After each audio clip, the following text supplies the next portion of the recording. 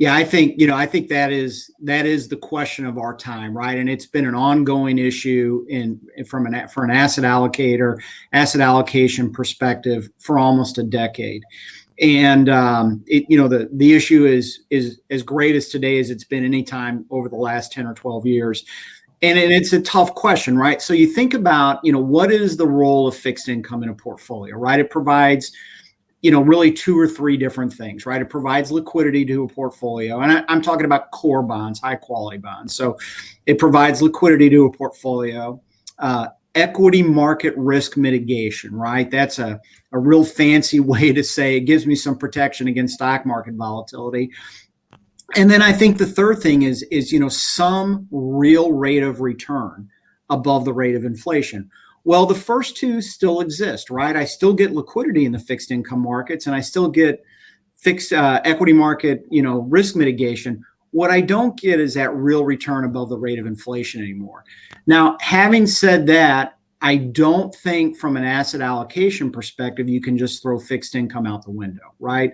I think there are definitely advantages to having those things in your portfolio, right? Having dry powder to rebalance in a volatile market, having something, high quality that is liquid that you can sell when you need to sell it. Nobody wants to sell stocks at depressed valuation. So I think there is, still a role for fixed income in a portfolio.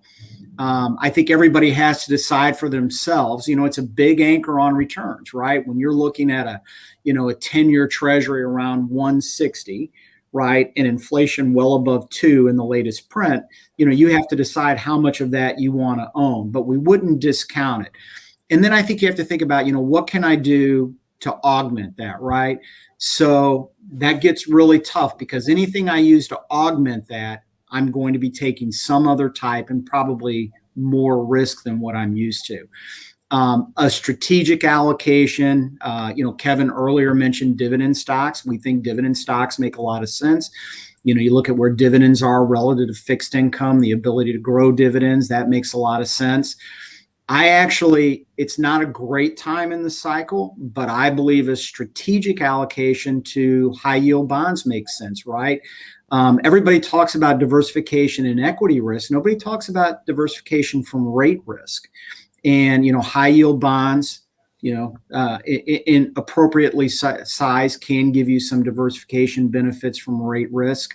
And then I think you have to look at other things, but in looking at all those other things, whether it's, preferred stocks or direct lending strategies, or, they're going to come with some other type of risk.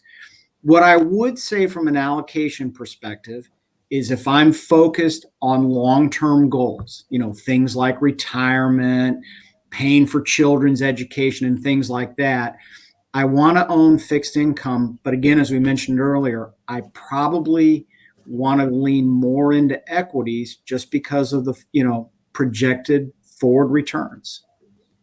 So Kevin, what are your thoughts on how financial advisors should be looking at fixed income allocations today?